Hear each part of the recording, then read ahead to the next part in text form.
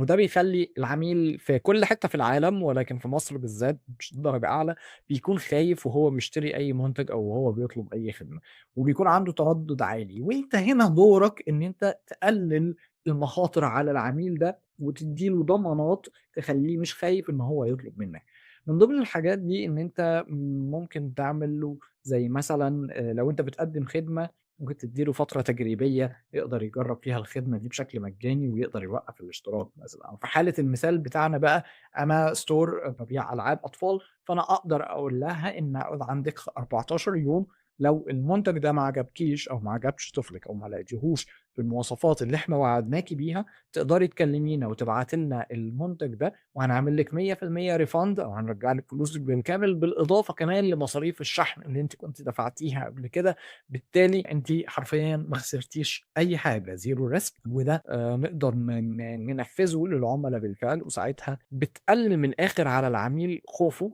بالتالي بيبقى سهل عليه إن هو يطلب منّك لإن ما فيش مخاطر.